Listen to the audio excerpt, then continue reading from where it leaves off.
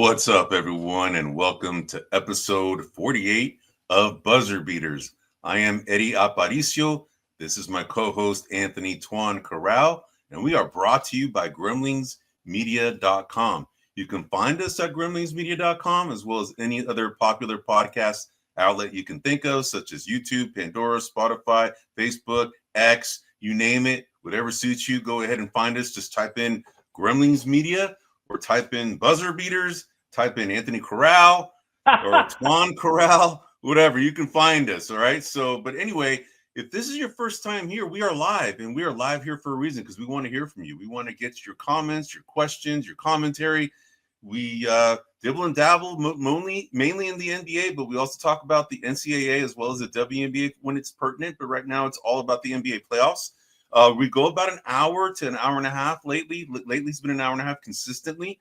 But we're here to live, like I said, to go ahead and get your questions and comments. What we have slated for today is that we're going to go ahead and continue covering the 4 exciting second round playoff series that are still going, although there's only 3 of them left. We'll talk about that because Cleveland was just ousted last night by the Indiana Pacers. We'll go ahead and talk about what the Cleveland Cavaliers need to do, how they look as a team, if they're close, any tweaks are needed. Tuan will get into that when we get there.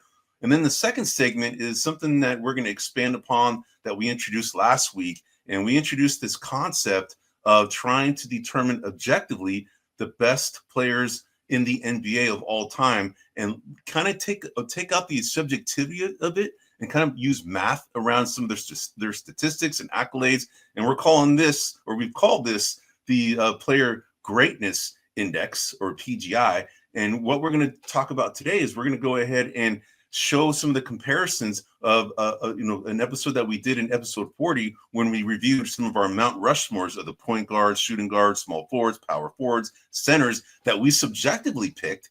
And then we're going to go ahead and compare what the numbers say, who the top 4 for each of those categories should be. So we're going to go ahead and talk about that. And that should pretty much take up most of the time. Now, we are pretty much motivated to get this done within an hour because our Warriors are playing tonight in a possible elimination game. Although I'm the one who pretty much hold on to hope, and Tuan does too. Tuan's more the realistic one. I'm more the optimist. I think that they still have a shot. Right. You're the pessimist, realist, whatever you want to call it, man. I'm the optimist, and I've always been that way. I just feel like that's good vibes, and I think they need it tonight. But we're motivated and get this done as quickly as possible. But we also want to make sure that we're bringing good content to you. And by the way, we're only 2 episodes away from our 50th episode, Tuan. Yes, 50. Can you believe that, dude? We've almost been doing this for a year, man. We almost caught up to our age. Almost caught up to our age, bro. And you know what? We have a special guest lined up. All right, and I can go ahead and let everybody know that I have a friend of mine who is a former NFL wide receiver who played for the San Francisco 49ers as well as the New England Patriots and Jacksonville Jaguars. He came from UCLA, probably considered the best wide receiver to come out of UCLA, and that is none other than J.J. Stokes, all right? He's a friend of mine. I've known him for a long time, and he agreed to go ahead and come on our show in our 50th episode, which is going to come on May 28th. So stay tuned for that. Please feel free to be on here and ask him any questions. We're going to ask about his playing career. We're going to ask about, his basketball career, because that guy is a ball player from what I've heard from people who've played basketball with him, right? So we'll get into that. And my cousin Lewis is back. He said, "Hey, glad to see you guys back. I'm back live. Right on, Lewis. Thanks for being here and for supporting us." So anyway, before we get into it, Tuan, what's been going on, man? Anything new and exciting in the last week since we last spoke, man? No, just Mother's Day weekend was over this past weekend, and yeah, that's a tough one, bro. You and I both lost our mother over 2 years ago, and so it has a little bit of a different meaning nowadays than it did, before. But took the wife and the family out. We got a nice brunch. Kind of spent the whole day. Came home. We've been working on our yard for years, just trying to make it sort of an outdoor entertainment area. We're almost done. I'm going to have you over the house here when it's all said and done. But we kind of spent the day in the yard and, had some mimosas and, whatever, just mom type stuff, so it was fun. It was just relaxing type day. But, at our age, everything you do wears you down. I'm tired no matter what I do. No, I hear you, man. As we get older, man, our energy wanes, man. So, but we're gonna see you in a couple weeks. I know Lexi's turning 21, man. Yeah, that's right. Yes. My youngest will be turning 21. So, dude, that's a trip, man. I'll absolutely have no more babies anymore. They'll always be my babies, but they won't be babies. They'll always be your babies, man. But it'd be a trip to have a drink with your baby, bro. Yeah. Have a cocktail or two, right? Exactly. But anyway, for me, bro, is that Amanda's back. Amanda's back in town. They get off early at Loyola Marymount. She had her last final, which was a paper that she had to turn in on over the weekend. Actually, it was on a Saturday night that she had to go ahead and do it. But we went down there to move her out. We hired like a shipping company. We boxed all these things up and they shipped it back to us, to our house. But dude, it's amazing how much stuff that she accumulated over that period of time. And it's like 5 boxes plus 2 cars worth of stuff that we had to bring back. So we spent pretty much Mother's Day down in LA. And what's funny is that, the way LMU does it, I don't know how other colleges are like this, but they have an eating plan that they sign up for. And that eating plan is actually a contract for the year, right? So if whatever you don't use up in the first semester can roll over to the second semester. But once the second semester's up and you haven't used it, you lose it, or you have to use it or you lose it, right? Yeah. So in that last weekend, bro, we were spending money big time. You know how I can eat, bro, right? I went to town, bro. I went to town. And then also we went to the convenience store that they have on campus. We bought a bunch of stuff that we really don't need, but we had to use up like $500 worth of stuff, right? And that's what we had to buy: $500 worth of food, $500 worth of stuff. So we accumulated all this stuff and brought it back with us, man. But it was kind of like a shopping spree at the last minute at a school. Anyway, we spent Mother's Day on campus and we just went ahead and just bought food at a cafeteria and just ate, lunch together. And that was our Mother's Day. What's going on? How come Amanda's not using all her food? Is she eating? She's trying to go one meal a day now, man. She's where'd she get that crazy idea from? Man, that's my idea, bro. But it's funny, my wife is doing it now too, and the thing is that, my wife, it's funny. My wife is, you've seen her. She's hella thin, man, but she wants to be, back the way she was. And she feels like she's gaining weight and she's trying to eat one meal a day, and that's, I do it one meal a day. And even though I eat like a horse, that one meal a day, I stay pretty strict to it, bro. I don't really deviate, right? And if I do, it's very little, right? And it keeps my weight off, man. And plus I have to work out too. I go to the gym and do cardio and do my circuit training I did in martial arts, and I still do that today. And it's a workout, right? It's only like 15-20 minute worth of workout. And then I go to the sauna. And so but Amanda, my kid, is wanting to kind of get into like back to like, she's not necessarily in shape, but she wants to get in better shape, right? So that's what she's trying to do, like, eating differently, maybe watch her nutrition, maybe go work out a little bit more. So she's starting to, look into that. So she's getting that idea from us because the one meal a day thing, she sees that, it works. So she's been doing it. That's why she had this leftover meal plan. Yeah, it's always a good idea to take care of your health and, exercise when you can. Yeah, for sure. Good for her. Good for her. I'm glad the family up on your good habits.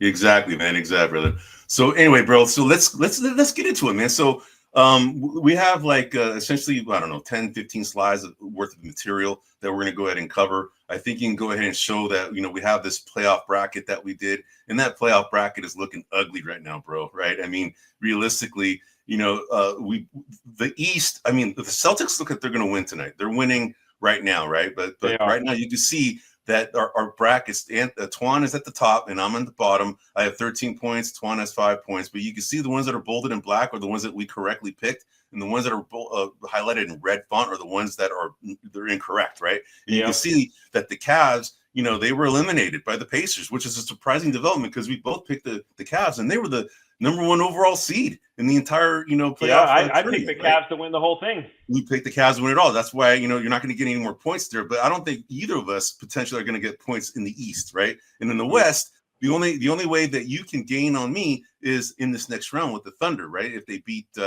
if they go ahead and beat the Nuggets, which it's probably going to go set. We can find out tomorrow, but it's easily going to go 7.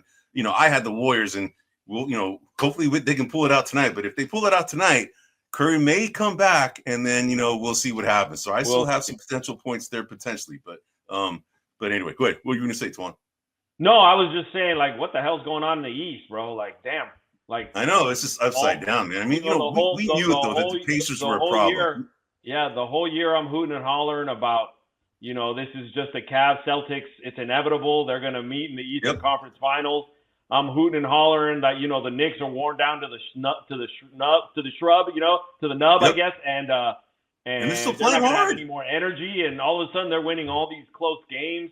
The Pacers out of nowhere look pretty much unbeatable. They look strong, man. Yeah, that team looks legit. So they do look legit, and good for them. And it's exciting. I mean, it's probably not what the NBA wants. I mean, well, New York's always a winner for the NBA, but I'm sure they would have preferred Cavs, New York Knicks, Western or Eastern Conference Final as opposed to the Indiana Pacers. That's a smaller market. But if the Pacers, I'm kind of rooting for them. I like the way they play. I do like too. The players. They're the ones they're my adopted team of the season. I think if the Warriors go down, they're going to be my. I am with you too, man. They are my second favorite team in this tournament now. I'm pulling for them if the Warriors get ousted. So, but if the Warriors are still in it, we got to root for our team. Of course, absolutely.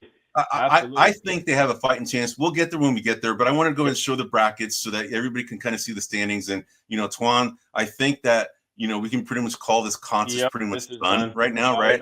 So that means next lunch is on you, bro. Yep. So all right, well, let's go to the next slide, man. So we're gonna go ahead and talk about the first series that we have here. So that's the Cavs and the Pacers. We see that the Pacers have taken out the Cavs in 4 games, in 5 games, 4 games to 1. You can see in the bottom we had our picks. We had Cavs and 6 for both of us, which you saw in the previous slide with the brackets, but I wouldn't have highlighted those in red because they're wrong, right? But we have this kind of, fantasy kind of element to, what we've shown on the box scores here. These are not the actual box scores of, the rebounds, points that you normally would see. These are a consolidated kind of measure of how efficient a player is when they're on the court on a per minute basis and how many stats they accumulate, right? So you can see that, the Cavs in Game 4 and Game 5, they won both of those games, and I highlight the ones in light orange that kind of shows the most efficient player out of those teams. But you can see that in the first game, Pascal Siakam was the guy in the starter group, and then TJ McConnell, on the bench, who's actually been the most efficient. And then in the second game, this is what makes the Pacers dangerous. We talked about this last time. Is that on any given night, any of those 5 can be the guys who just emerge as the guy to kind of watch out for, right? So in the second game, Miles Turner was the guy who had the most efficient output from a stats accumulation standpoint. And then you see Thomas Bryant, look at that 1.56 in Game 2, and that was the closeout game, right? And you can see he didn't get that many points, but he many minutes, but he accumulated a lot of points in those minutes. So you can see how efficient that was. But what's interesting, though, if you go back to the Cavs here, bro, you look at that box score, bro. It's all about Donovan Mitchell. Look how many points that guy accumulated in the entire playoff run. 411.9 points. That's legit, right? And Tyrese Halliburton, if you look on the other end, he's 404.3 total fantasy points accumulated during the entire playoff run of all games played, right? So, but you can see that the Cavs, as good as they were in the regular season, dude, they were very reliant on that one guy to be a superstar. And then, Darius Garland getting hurt didn't help their chances. No, that game where Garland, Allen, and it was Evan Mobley and Derek and Hunter. DeAndre Hunter. DeAndre Hunter. That game didn't help them. But you're right. I mean, something happened in the postseason where these guys were just they weren't as effective. I mean, they looked super dominant against Miami, and maybe that kind of led them to false get thinking. overconfident. This is going to be easier. False hope is going to be easier than we think it's going to be.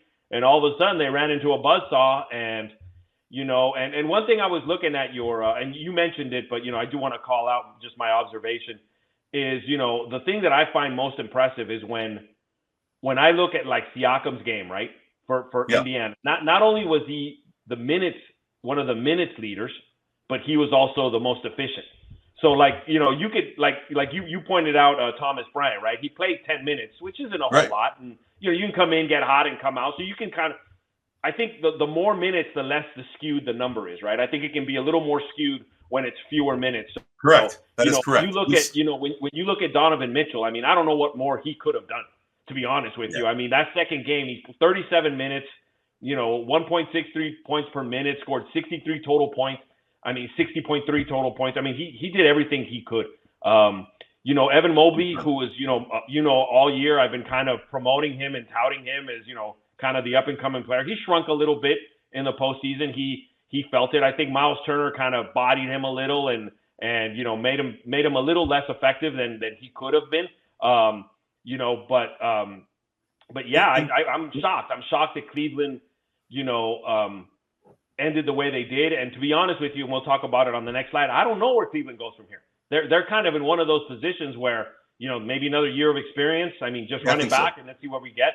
I think that's all that's needed, bro, because this team is really dangerous and they're built to win now. If anything, they have a guy that they drafted last year in Jalen Tyson at a Cal. He looks like a good player, like a good all-around player. Get another year under his belt, he probably cracks the rotation. He's a good little young player.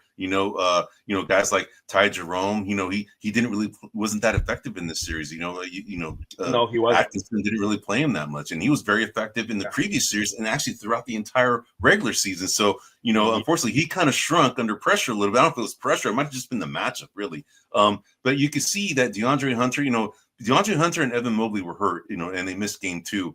And Darius Garland had been hurt from the previous series. And that, I think, took a toll on them, right? Because they weren't as confident nor as effective, when all those guys are at full strength. And I think that really kind of maybe showed that they were a little bit limited on their bench when we thought they were kind of deeper, right? So that's possible what may have happened. But this team is, they're going to be a force for a few years to come. We can probably go to the next slide because this is the slide that we alluded to.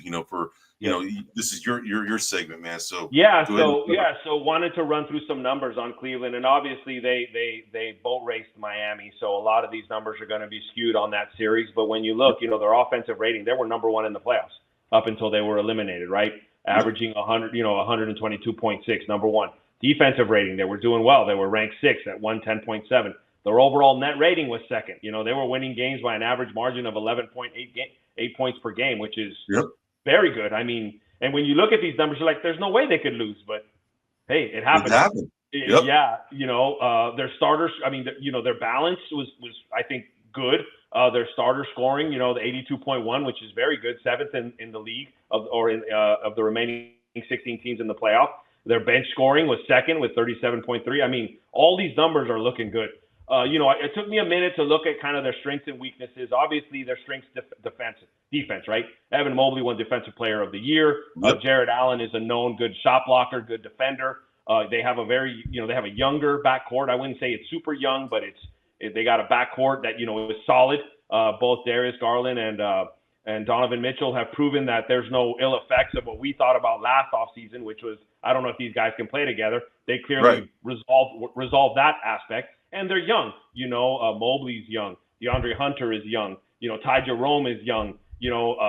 Jared Allen's not old, not young, but, they got some middle of the way guys. So they got a really good balance of kind of, I wouldn't say old. They don't have any older players, but they have a lot of kind of prime players and younger. Correct. And regarding weaknesses, we saw it last year. We saw it again this year. Last year, Donovan Mitchell was hurt for an extended period of time. This year, and Jared Allen too last year. Jared Allen too was hurt last year. Yeah, Jared Allen was hurt for most of the playoffs. This year it's Darius Garland. Evan Mobley missed a game, so they've got something there. The injuries are a weakness, so I put that on there. They're still gaining their playoff experience. They're still fairly young at that. Mobley, Ty Jerome, even Jared Allen has not had a lot of playoff experiences. So they need to get going. And then at times, and we saw this primarily with the Indiana game, their half-court offense is kind of off. They're great at transition. They're great at kind of running up and down and making the most of it. But in terms of their half-court offense, they struggle a little bit. So I kind of put that as a weakness as well. Then we get into the starting 5. Obviously, you see there, Garland, Mitchell, Max Strus, Mobley, and Jared Allen.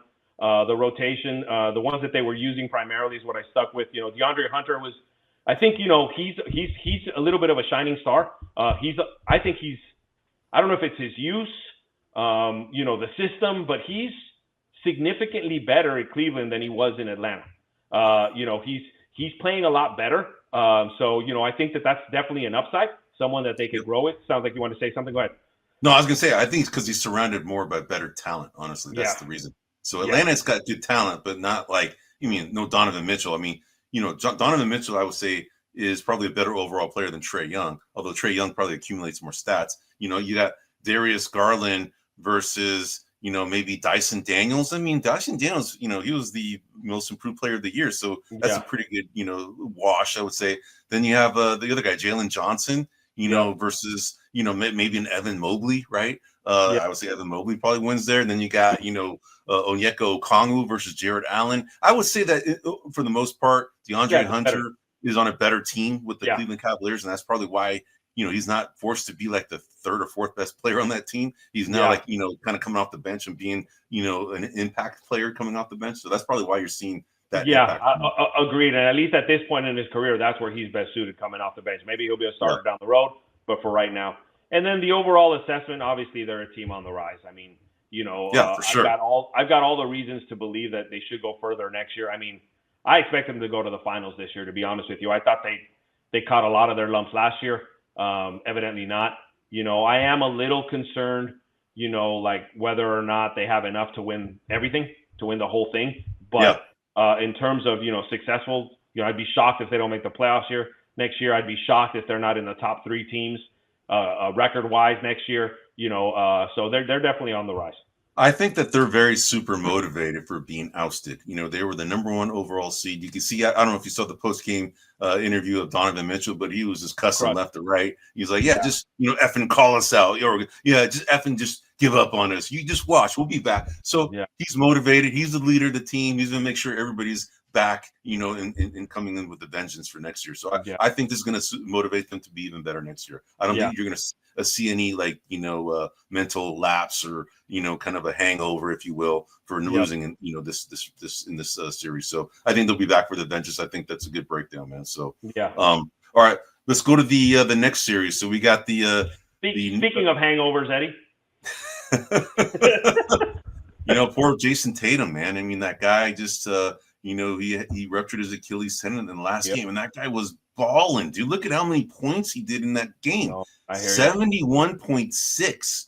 He was on fire in 39 minutes. That's good for 1.84. Is that what it is? I can't see it, bro, but it's 1.84. That's correct. I mean, that's close to 2 is really, really freaking good from a fantasy points per minute standpoint. But poor guy, he blew. Anytime you see a non-contact injury, it's serious, man. Yeah, it always is, right? And can I ask you a question? Yeah.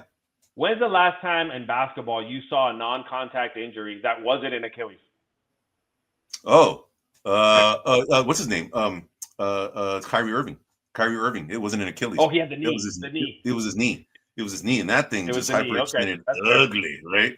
So, and that was non-contact. So, but it's typically, if it's non-contact, it's going to be more than likely an Achilles, or it could be a knee, for the most part, or it could be a calf. But it's one of those 3 that's usually the case. And I had the same injury that Jayson Tatum had, and I got to tell you, man, the recovery from an Achilles injury is a bear. And a buddy of mine, Bakir, you met him before. He was a DJ at my 50th party. Yep.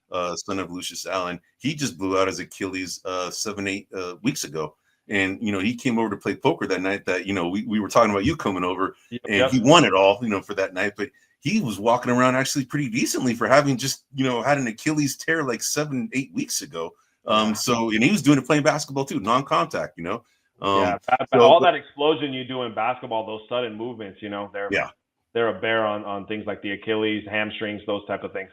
Oh, but it's a bear, man. And the recovery for it is a bear. It takes at least a year for you to come back from that injury. And it took me, I wasn't like a professional athlete, nor did I have, the best, treatment available to me. I had good treatment, but these guys have world-class treatment, people helping them out, right, to get them back into playing again soon. But, our hearts go out to Jayson Tatum. He's a hell of a good player, man, a good guy, dude, father, he's a good, ambassador of the NBA. He's just a good kid, man. And I think he'll come back with a vengeance. But I will tell you this, Eddie, in my mind, even without Tatum, I still think the Celtics should win this series.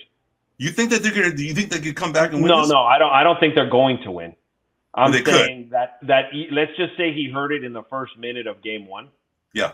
Right? I would still expect the Celtics to be a better team than the Knicks.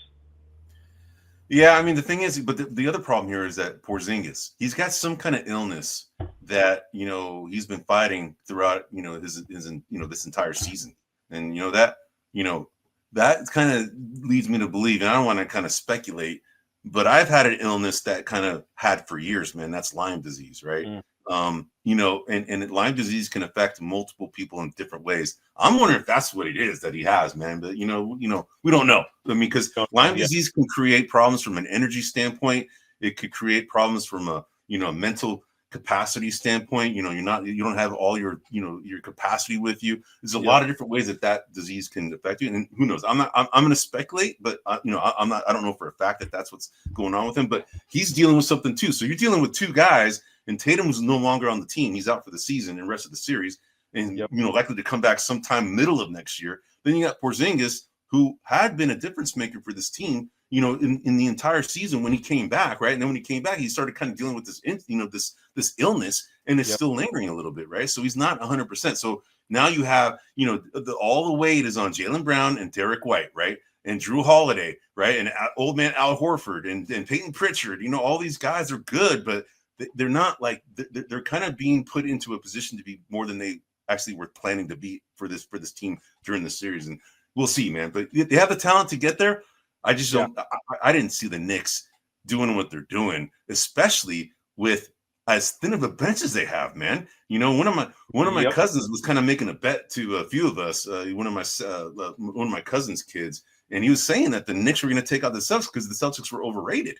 And I'm like, that's a bold statement, man. And sure enough, he's being proven right. Of course, Jayson Tatum going out, but they already won that game anyway, or lost that game. But he has something to say there, and it's interesting because I said, hey, look, man, the Knicks are kind of thin bench, man, and I think that's going to bite him in the end. And I'm surprised that it hasn't really bitten him yet, man. I'm surprised, honestly. I'm surprised at how well the Knicks are playing. Eddie, an interesting turn of events, right? So the Celtics are up 23 points, I think, right now on New York. Yep. This could prove risky for New York, and I'll explain why. Because with Tatum, the Knicks were kind of the underdog, and they were fighting kind of, now that's sort of turned around, right? So now the Celtics are the team that have got to get together, win this, it wouldn't surprise me if this series went to Game 7. Oh yeah. I mean, they've got the Celtics, they're still a good team without Tatum, and they're super motivated to prove that they're the defending champs, and I picked them to win it all, right? I think it's going to be a lot harder for them to win it all now without Tatum. But, other guys have to step up, and they have the capacity to do it, especially if Jaylen Brown is that junkyard dog like he was last year, right? Yep. And he's going to have to be that junkyard again this year, man. But okay, so what do you see, man? Do you see this thing going to 7? No, I mean, realistically, I think New York should end it next game. They're at home. They're in New York, although Boston's won one of their games out there. I believe their one victory they won was in New York. So we'll see. If I was a betting man, I'd say it's going to end by Game 6, but it's going to be close. Like you were talking about the minutes. I'm just looking at the minutes for the players in New York, and it's almost comical, right? It's just all the starters are in the high 30s. Yeah. Some into the 40s. There's a bunch of zeros, for certain players, and then you look at Boston, 34 minutes for Pritchard, 34 minutes for Horford in Game 3 and Game 4, 37 minutes for Horford's like 179 years old, bro. I know. 37 minutes. Pritchard's playing 20 minutes, so I'm genuinely, I don't know what to say because I'm shocked that the Knicks can continue to pull out this much energy, I mean, you got to give it. Tom Thibodeau must be managing the timeouts in a way that he can give his team rest because, or they're in the best shape. They're all Steph Curry's, right? Because Steph Curry's probably the best conditioned player in the entire NBA, and but he doesn't play this many minutes, and yet this team is playing a lot of minutes every freaking game, right? Josh Hart, OG Anunoby, and Mikal Bridges have the 1, 2, 3 most minutes in the entire NBA for the entire season. So, and these guys are still playing hard, man. So these guys must be in really good shape, man. So and then one thing that I would add is I thought the Minnesota Timberwolves New York Knicks trade, I thought that Minnesota got the better end of the deal. With Julius Randle and I thought they were getting because I like Dante DiVincenzo and all that, but this trade really has seemed to work out for both teams. It did really well. I agree. Really well. Carl Anthony Towns is a good player, man, and He's definitely showing up for this team, throughout the entire season. But real quick, before we move on to the next series, one thing I want to point out, we pointed out in the last slides that it was Donovan Mitchell and Tyrese Halliburton's point totals. Look at Jalen Brunson. Look at that. It's a 463.2, and then you have Tatum at 442.9. This is how many fantasy points or stats accumulation that they've had the entire, playoff, all the series combined, right? So I'm keeping track of that. So there's a fantasy element to this too. And again, you can see the fantasy points per minute, for each game. In games 1 and 2, both the same two guys for the Knicks, Karl-Anthony Towns and Jalen Brunson were essentially the same for both times, right? Interesting enough, that's how it worked out. And Jayson Tatum has been the guy for the starters on the Celtics side, consistently been the most efficient guy from a fantasy points per minute standpoint. But anyway, I just wanted to point that out since that's no. Thanks for pointing that out. Yeah, so up until what we've seen right now, Jalen Brunson is the points leader. I have a feeling that may change here in a slide or two, but you're right. And Jalen Brunson, the thing about him is he's been doing it like in critical times. Yeah, he's a clutch player of the year. Yeah, clutch player of the year. Yeah. So that's kind of a funny award to me because I don't really know how to measure it. It just kind of seems like I don't know. It's a subjective thing, right? It is, but definitely in this series, he's living up to that title. I agree, man. Yeah, I agree. All right, let's go on to the next series, bro. All right, here we are. We got the Nuggets and the Thunder, and I think this is the series of all series right now. This one easily smells. I just looked at a certain someone's point total, and that's ridiculous. But go ahead. Oh yeah, did you see? Look at Nikola Jokic, 712.7 fantasy points, dude. It's ridiculous. And but that's not the MVP, Eddie. That's not the MVP. No, Shai Gilgeous-Alexander because voter fatigue, for Nikola Jokic. But granted, Shai Gilgeous-Alexander is 452.8 points. He's up there, it's but good. It's still good. On, man. He hasn't played as many games. Let me ask you this: what team is worse, the Warriors without Steph or Denver without Jokic? Oh, it's a no-brainer, man. Dude, Nikola Jokic is. We'll get into it later when we get to our player greatness index. I don't have Nikola Jokic. I have Nikola Jokic in our segment next time to show you how his index compares to some of the all-time greats. He is already right there with some of the all-time greats. If you look at how well this guy has played as far as accumulating stats, accolades, easily could be a 4-time MVP, but I don't think he's going to get it this year. But he could easily be it, right?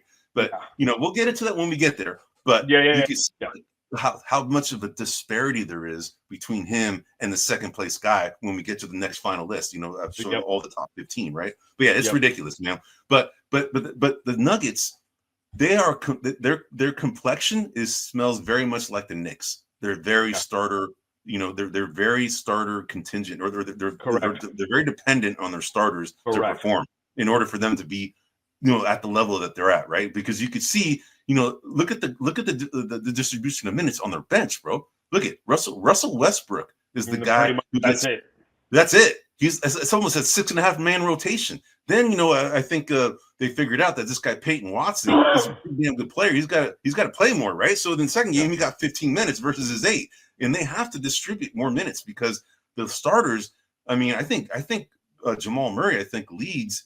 As far as all players that I'm going to show in the last slide, he has most minutes out of everybody, man. All right. And they're just strongly dependent on their starters. Whereas look at the Thunder, they're throwing out like a 5-man rotation at the a 10-man rotation with 5 players coming off the bench. So, they are more built to kind of last longer if they can get past this round because, and I think they're going to take them out next game. I think they're just overall better rested team, younger. Oh yeah, no, they're definitely the better team. I was making an observation.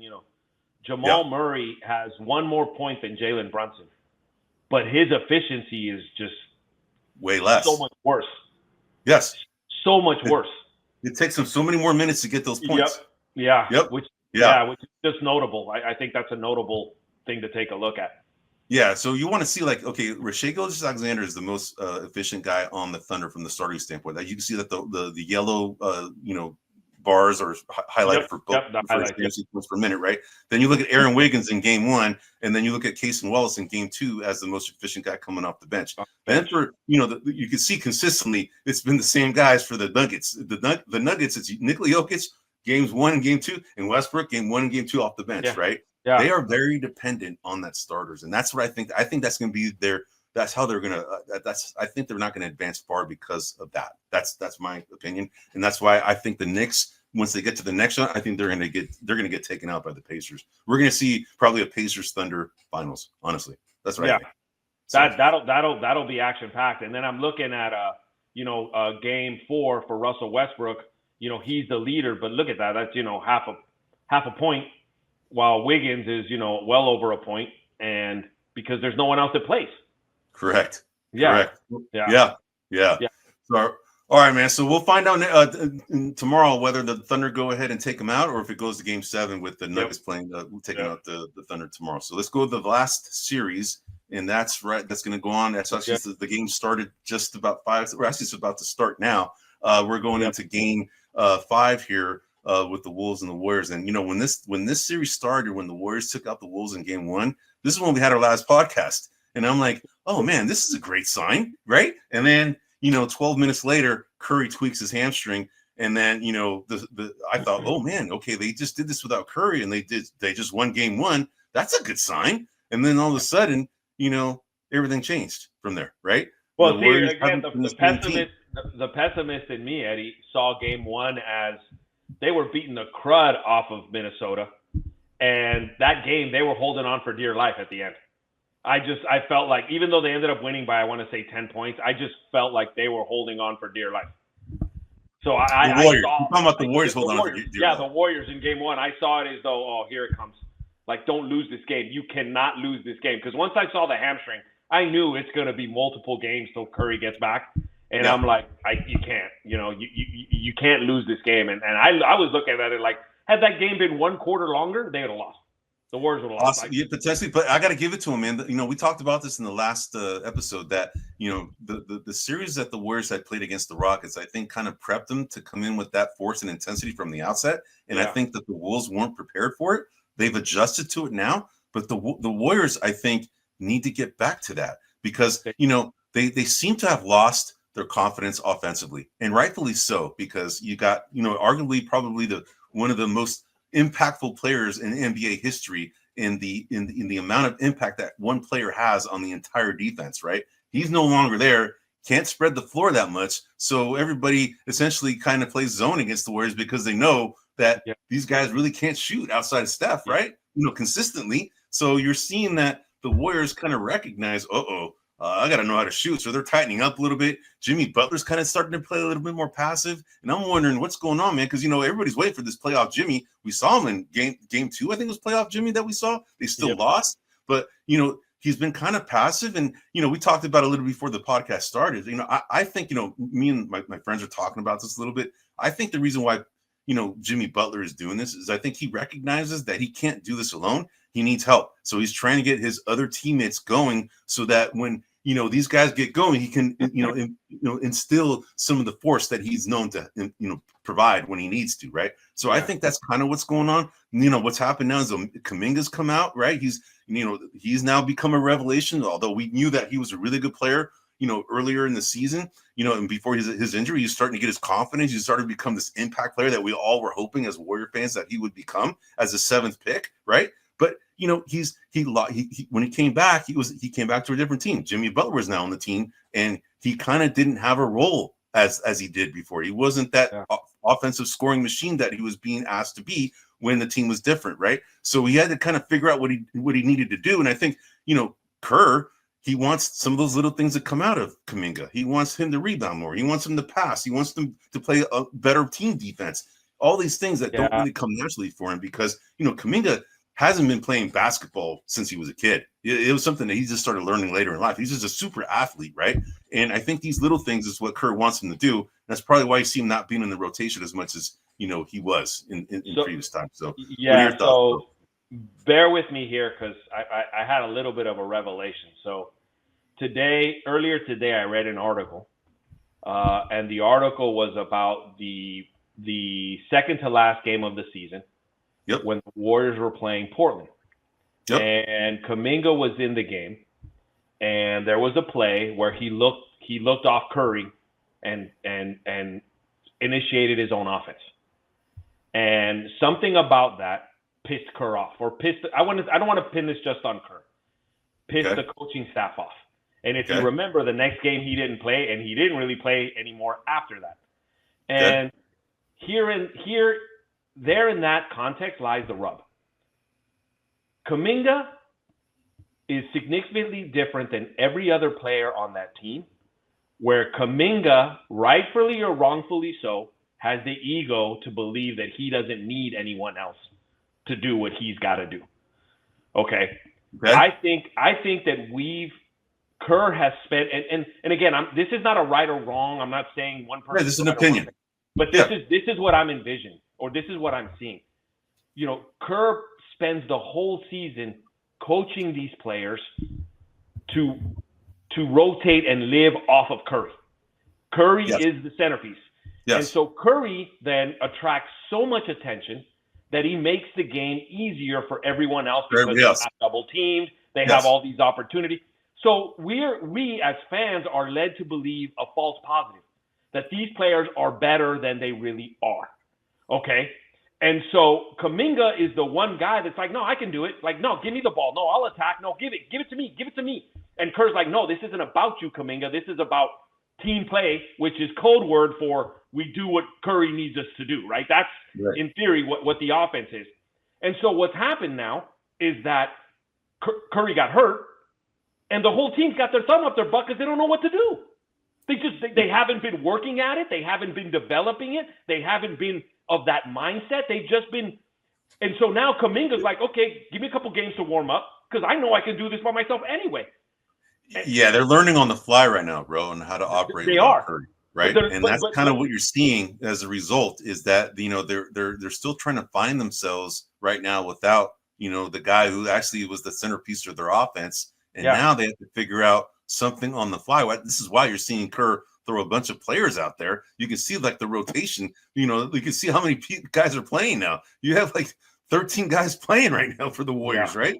Right. Yep. So he's trying to find a combination that works because he hasn't been put in this position, especially when it's this, the stakes are this high, right? No, so I agree with you, Eddie. But this is what we're finding out. We're finding out, Moses Moody can't initiate his own offense. Buddy Hield for sure can't initiate his own offense. Pajemski for sure can't initiate his own offense. Draymond Green can't initiate his own offense. Kuminga can though. Huh? Kuminga can. Kuminga can. He's so can Butler, but they can't shoot. But Butler can to a degree. Yes. I guess I'm not clear if Butler can or can't. I just know that his game mindset is that he can't do it alone, and so he distributes the ball. So I can't sit here and tell you he can do it over and over again. I don't know, but I do know that he's most likely the most capable. But everyone else, Eddie, is just they're waiting for Curry to open up the court for them, and Curry ain't there. Yeah, no, it's a good observation, bro, and I think it's a shrewd observation, man. Yeah. So the thing is, what do you do, right? And if I'm Kerr, I don't blame him for doing it this way. You've got one of the greatest players in NBA history. Of course, you're going to build.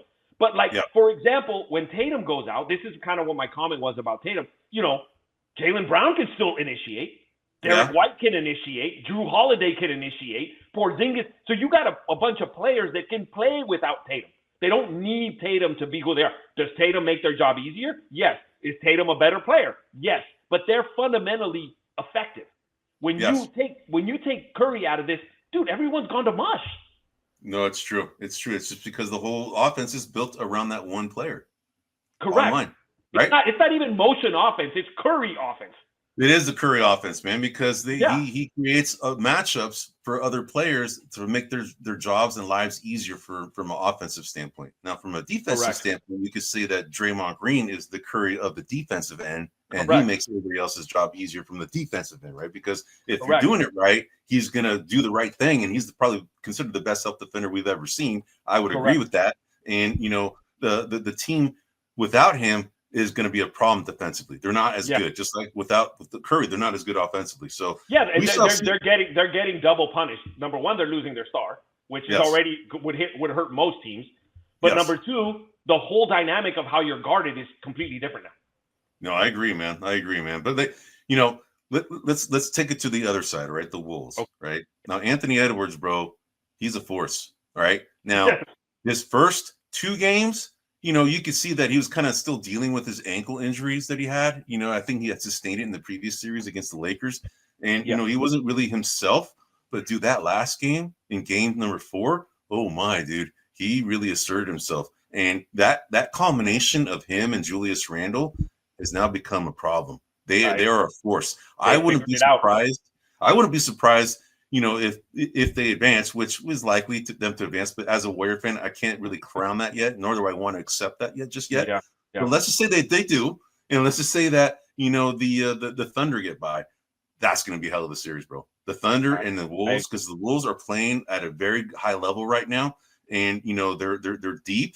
They have this Naz Reid guy, man. He is a problem offensively, dude, because he can shoot, right? And they can throw a lot. They can throw a small lineup with you with that guy. They can throw a big lineup with Rudy Gobert. They're a very versatile team. Jaden McDaniels, very good defensive player. And then Dante DiVincenzo, which is surprisingly enough, he hasn't really played as well as I thought he would. He's been playing like crap. Yeah. He's been playing like crap. Yeah. I agree with you, man. If he wakes up, good Lord. Yes. Oh, right on. Thanks, Lewis. Excellent points. Right on, cuz. All right, man. So, but these guys, the Wolves, they're poised to win the series. I think that the Warriors are going to find a way to pull this game out. I know you don't feel as confident as I do. I'm the optimist. You're the realist or pessimist, whatever you want to call it. You can call me pessimist. That's all right. But this team right here is a problem. You can see, look at the points total of Anthony Edwards, 442.1 points that he's accumulated in all the games he's played. Yep. The highest guy on the Warriors is 81.8 points. Jimmy Butler, right? Yeah. So you can see that this guy's a force, man. But we shall see what happens here. We both picked the Warriors to win this. You picked them in 7. I picked them in 6. Correct. We're both likely going to be wrong, but although in all fairness, I picked them against the Lakers, right? So I agree. Yeah, not against the Wolves. You had the Wolves, I had the Lakers, and no, Anthony Edwards. I'm gonna tell you something right now, Eddie. That last game, we the half ended. I think the Warriors were up 2 points at the half, 56-54, something like that. Yeah, and that last 3-pointer that he did. Yes, right before the half ended. When Anthony Edwards made that 3-pointer, I'm like, we're screwed. You knew it. We're screwed, dude. It's just because he had that look, and I was like, dude, I felt all the times Curry screwed someone else. I'm like, we just got curried. We just got curried by someone who isn't Steph. And I'm like, son of a bee. I know, man.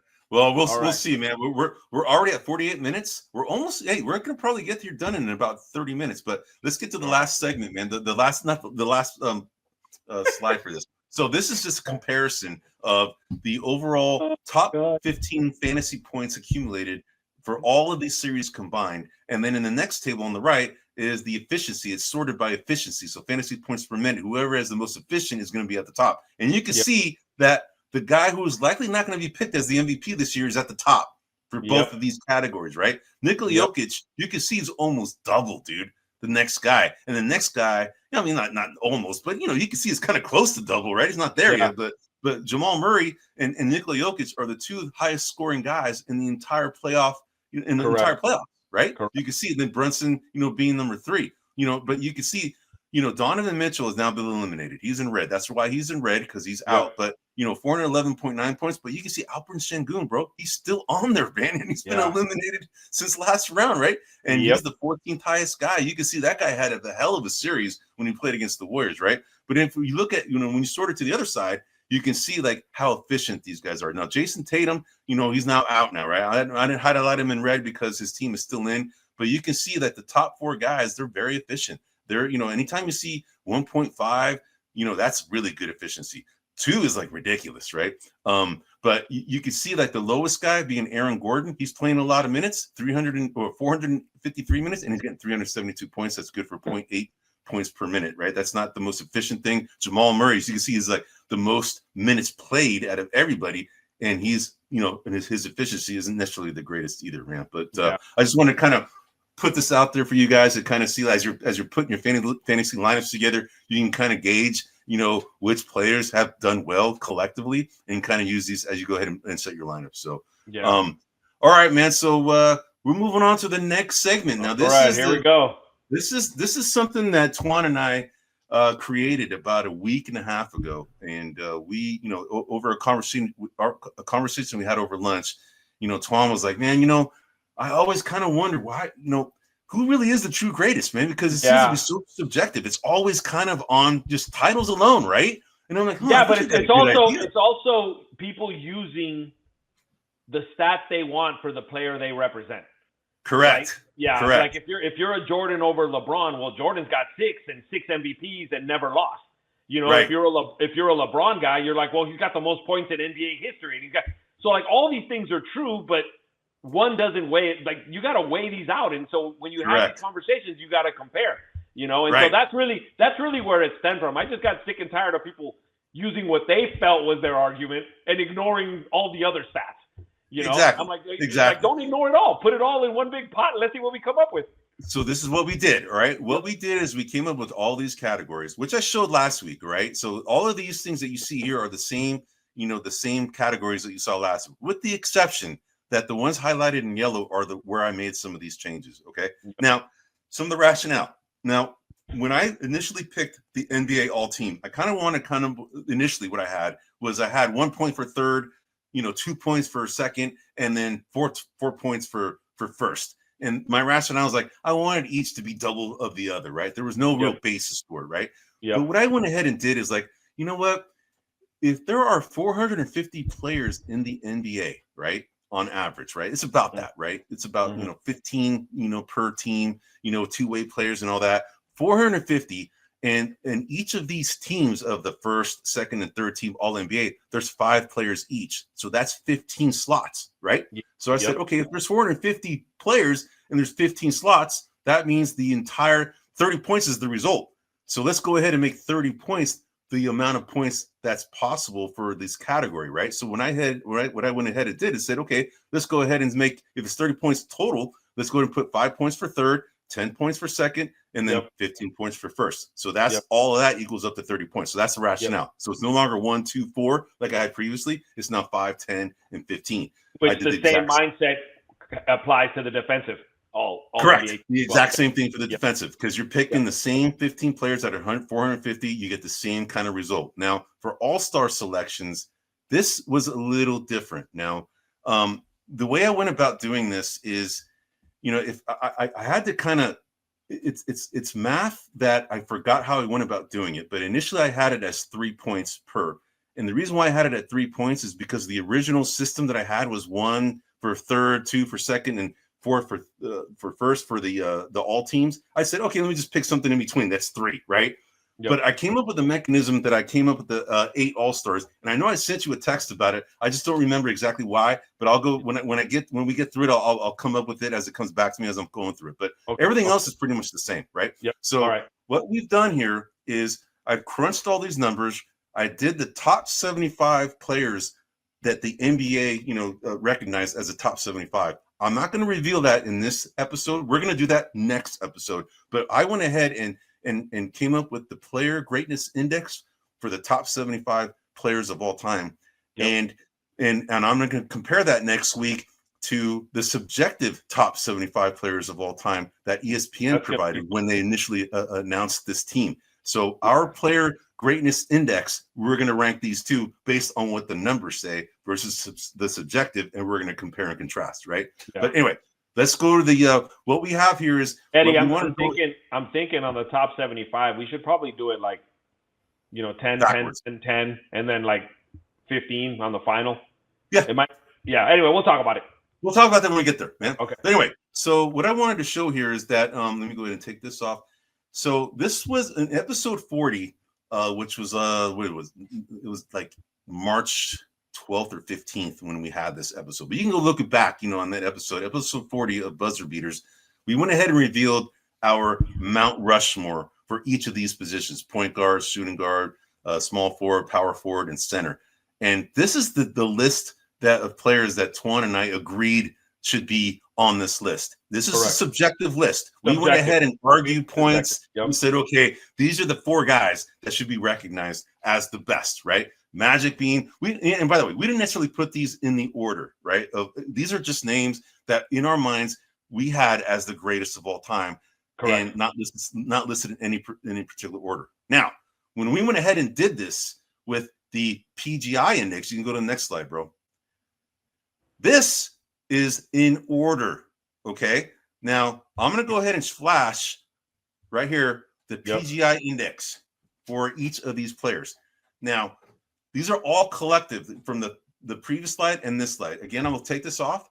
This is currently Magic Johnson, Oscar Robertson, James Harden, Stephen Curry. Now, that surprises you when you see James Harden up there, right? That surprises me, all right? Yeah. And actually, he was slightly ahead of Stephen Curry, believe it or not, right? So what I want to go ahead and show you here is the numbers. When you in the previous slide, when I showed all those categories and I punched in all the numbers, this is what the numbers came out to be. So Magic Johnson, that's 3,886.3.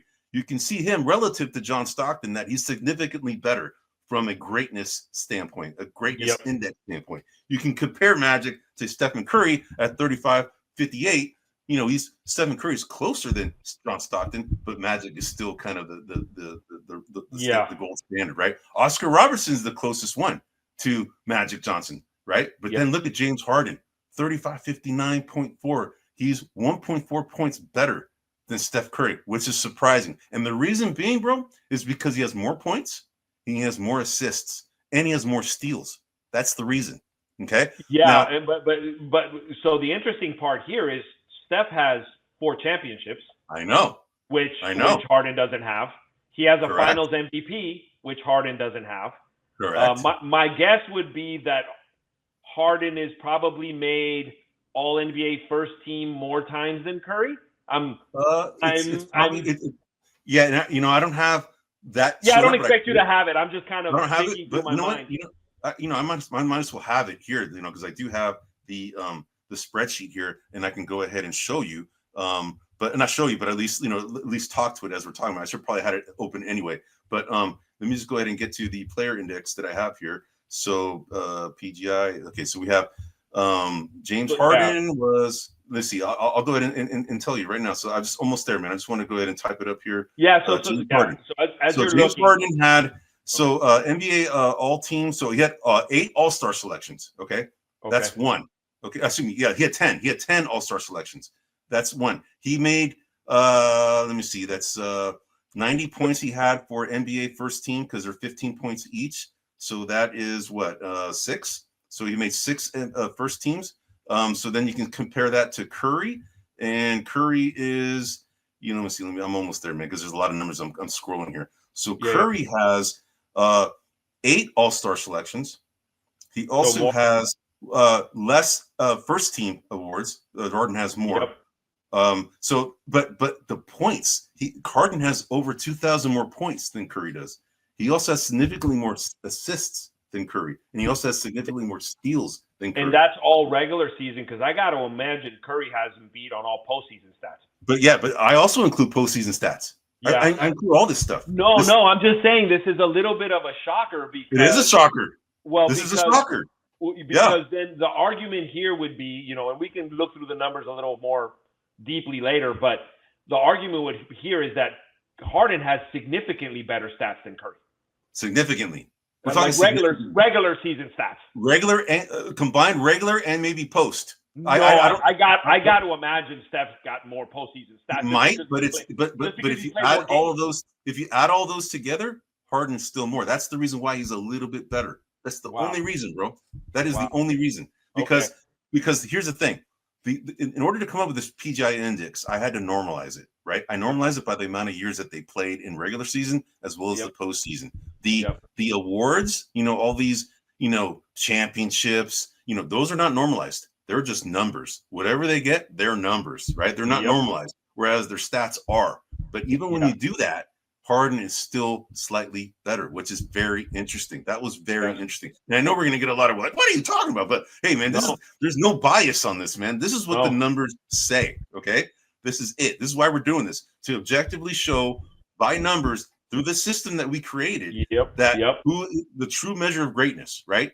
And could just imagine if James Harden had won some championships, where he might be. And he's considered one of the top 75 of all time. He is on that list. I agree. And for the last 2 to 5 years, the argument has been who's the greatest point guard, Magic or Steph?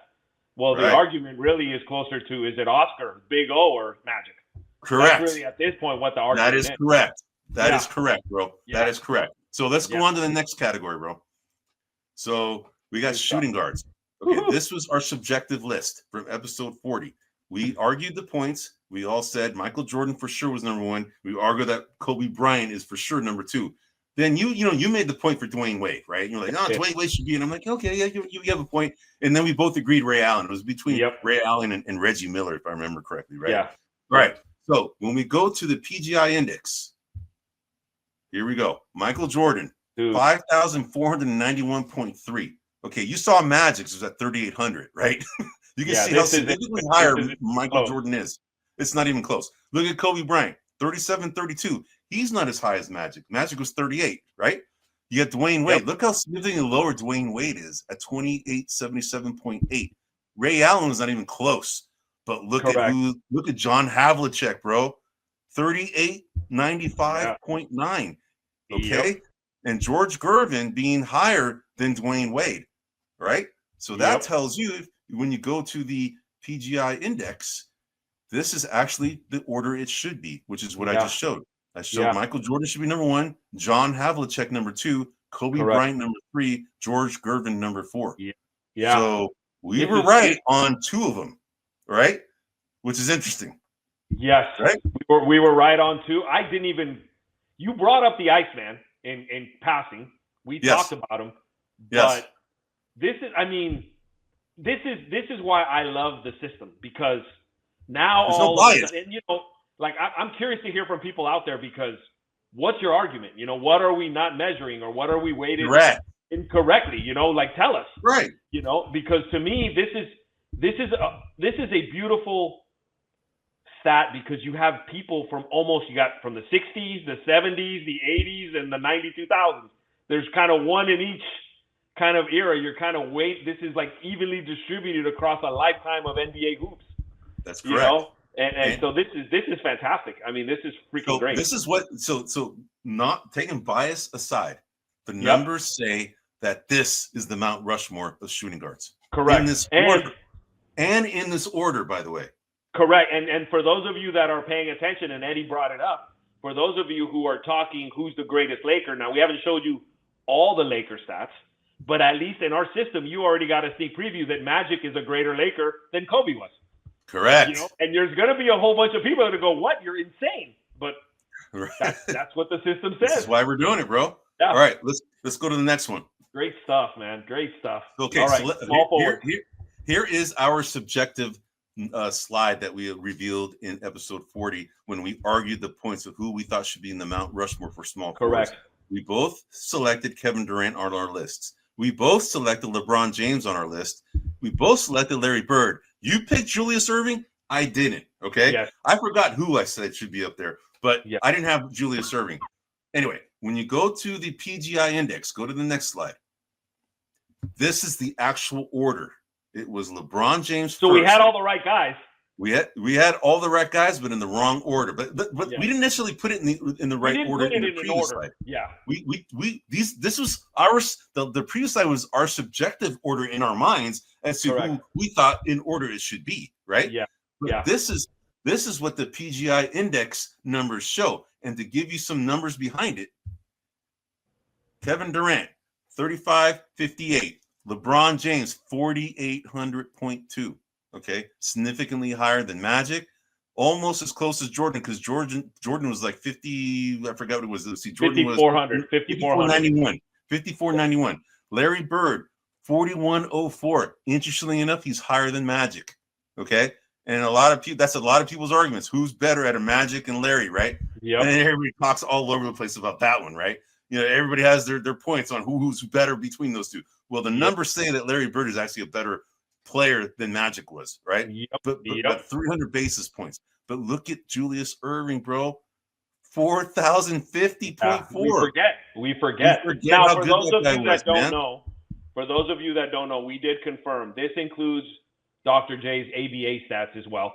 And for those youngsters that don't know what the hell the ABA was another competitor to the NBA, which the NBA acquired and ended up bringing a lot of the teams that you have, Indiana Pacers, the New Jersey Nets at the time. There's a handful of teams that came into the league from that ABA acquisition. And so this does include Dr. J's ABA stats. Yep, exactly. Yeah. So very interesting though, bro, right? I mean, this is going to shake up a lot of people's paradigms. It's like, what? No. Well, the one thing that I noticed instantly is this, up until this point, the small forwards are the highest, as a total group, the highest ranking scorer.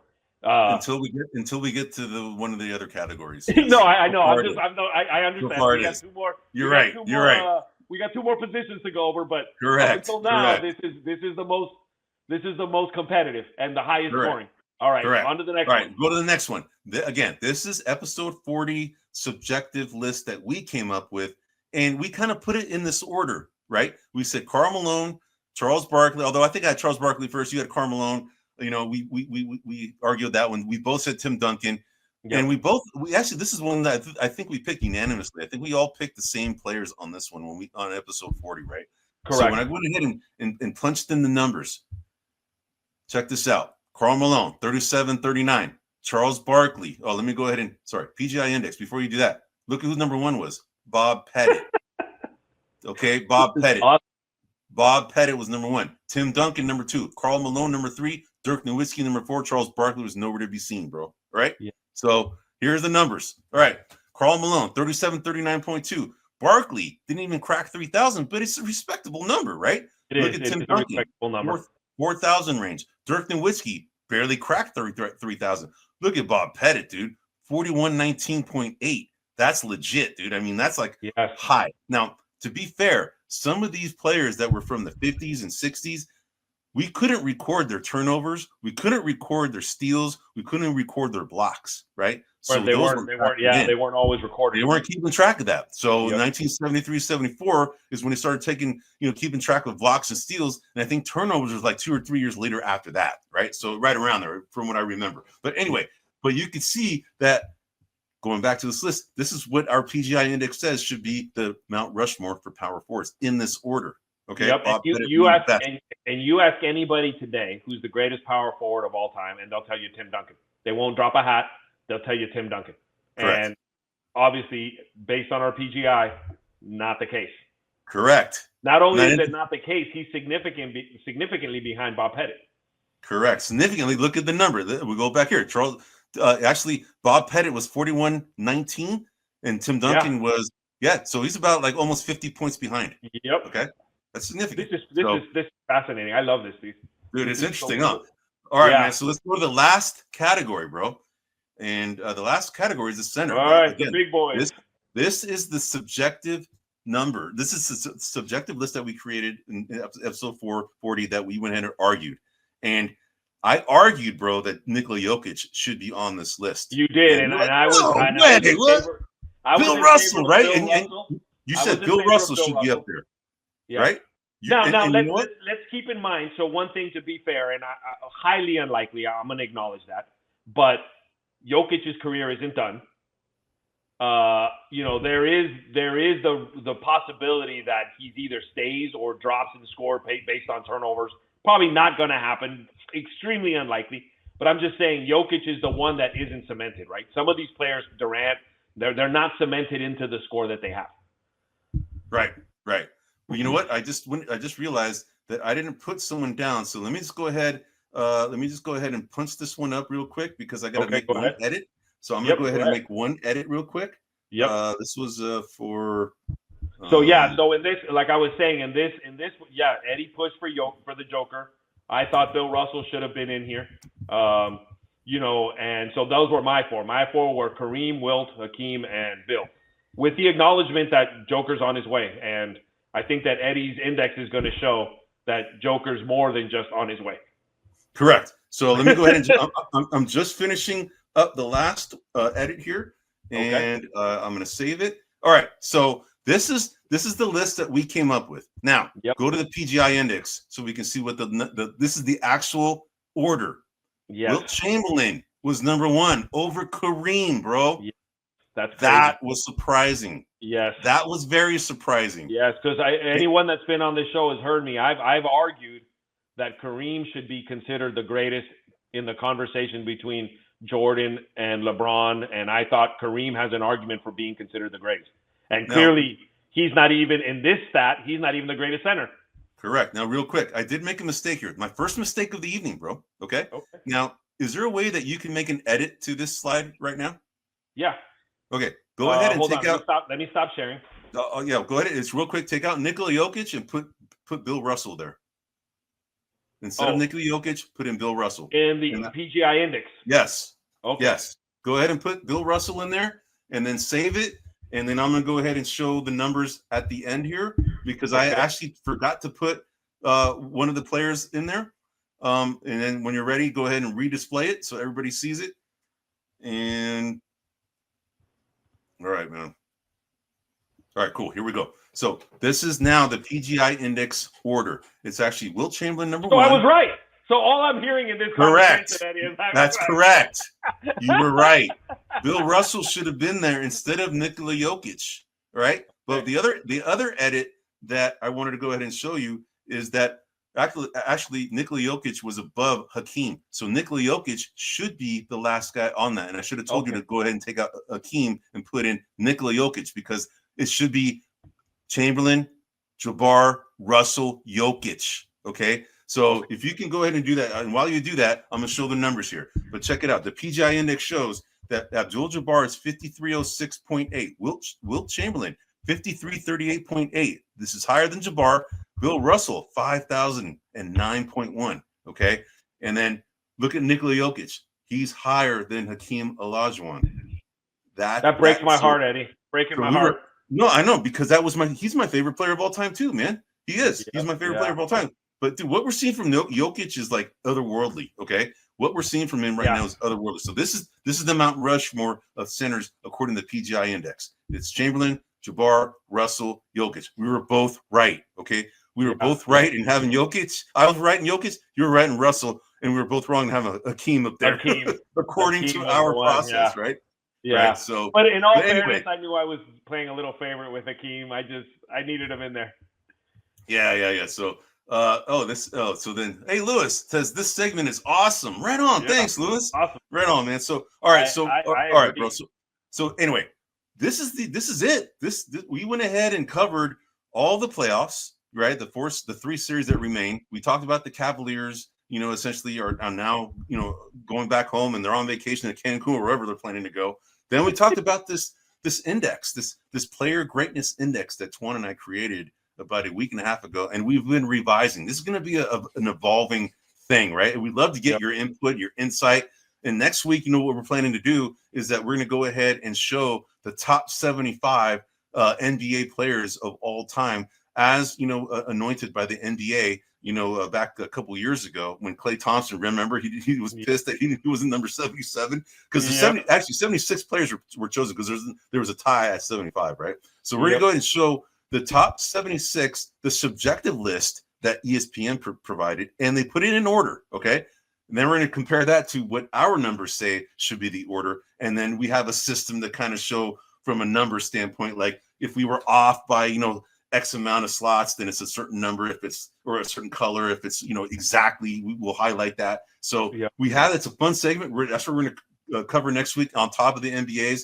But anyway, this is our show, man. This is episode 48. I did have something to add. Oh, good. Go ahead. For you eagle eyes out there who argue who the greatest player is, if you go back and watch, you'll get your answer, at least for the people that are commonly talked about. Yes. You'll get your answer because Eddie showed you the answer. So I'm not going to tell you who it was. I'll make you guys go back and watch it. But like who the highest guy out of everybody was. Out of who the highest guy was out of the people that are typically argued. Yes. Right? Typically, we know who those are. I'm not even going to say the names because we all know who argues for the greatest of all time. Based on our system, you have your answer. So you have your answer. Go back and rewatch. Yep. So by next week, everybody, you're going to see who are the top 10 through our index. Our PGI index will reveal who the top 10 of all time is compared to what everybody subjectively has been saying who the top 10 have been. Again, there is no bias to this. That's the beauty of numbers. There's no bias to numbers, man. It's just a system. You can go ahead and just, kind of, debunk the system, right? You can say, oh, you should put more points. It's like you're twisting a knob here and there and that. You're still twisting knobs. It's going to affect things otherwise, right? Correct. You could easily, like if I put a lot of points on championships, which I made it only 80 points, right? But if I made that, because I wanted to kind of make it more individualized, right? Because the championships is a team thing, right? It's not an individual thing. It's a team thing. So it shouldn't be weighed as high as like an MVP, for instance, right? MVP is like double the points, right? So we went ahead, but if we wanted to go ahead and say, oh, you should give more points to, the championship, well, Bill Russell's going to kill everybody. Bottom line. Right? So that's exactly right. And that's been my argument all along. Which knob do you want us to turn? Correct. Correct. So this is the fairest way that we can think of right now. Correct. I mean, again, this is going to evolve, right? But for right now, this is the fairest system we can come up with where it makes sense, right? Because we wanted to kind of highlight the individual achievement of a player, not necessarily the team, because the championship is a team effort, not a personal effort, right? Correct. So anyway, but if you think we should give more points, tell us, and we'll put it in, and we'll see what the numbers come out. Crunch it out, man. Exactly. Yeah. Yeah. So anyway, this is our show, episode 48. We're only 2 episodes away from episode 50, and I've already revealed who our guest is going to be. JJ Stokes is going to be on here to talk basketball, believe it or not, because he actually was a basketball player and actually could have played for UCLA, believe it or not, but he had the scholarship for football. So, but we're going to talk about his journey in the NFL, a little bit about his basketball. He's a basketball fan. Of course, he's a Laker fan. We'll get into that. And we'll talk a little bit about his personal life and how we got to know each other and all that. And feel free to ask him any questions out there, right? So, but anyway, that'll be here on May 28th, 50th episode, here live at 6 p.m. Pacific, 9 p.m. Eastern. We're here every Wednesday live. Anyway, we are the Cisco Kids. I'm Eddie Aparicio. This is Anthony Tuan Corral. We are brought to you by grumblingsmedia.com. You can find us at any podcast outlet you can think of, such as Spotify, Google, Apple, YouTube, Pandora, X, Facebook, you name it. You can find us. Just go ahead and type up grumblingsmedia.com. You can also type up maybe even this player greatness index might be up there. Yeah, right? maybe. You never know, right? By PGI. But we're going to go ahead and continue our coverage of the NBA next week, of all the playoffs, and I'm sure we're going to have the finals already determined by that time, and maybe we might even have our, actually the games are not going to start until, June, I think is when it happens anyway. But we'll find out who the finals are, and then we'll continue our talk about this PGI index next week. We're going to talk about the top 75. Go ahead. You guys want to say something? One parting shot. For you conspiracy theorists out there, what are your thoughts about Dallas winning the Cooper Flag? Oh, yeah, that's right. The Cooper Flag sweepstakes. They won it. Dude, I'm telling you, man. Nico Harrison, man, he pulled it off, man. Dude, I'm telling you, dude. He saved his job, dude. So I'm going to tell you something right now. If there's any Dallas fans out there, please, I have a question for you. Would you rather have the team before they traded away Luka? Or would you rather have a team that has both Cooper Flag and Anthony Davis? All right, Ron. Anyway, until next week, everyone, have a good rest of the week, and we're signing off. Take care, everyone. Hey, everybody, this is Big John from Grumblings Media, and I just want to say thank you for watching our content. If you want to support our efforts here at Grumblings Media, just smash the subscribe button right here, totally free, or just go ahead and consume more of our great content. Click either one of these 2 boxes.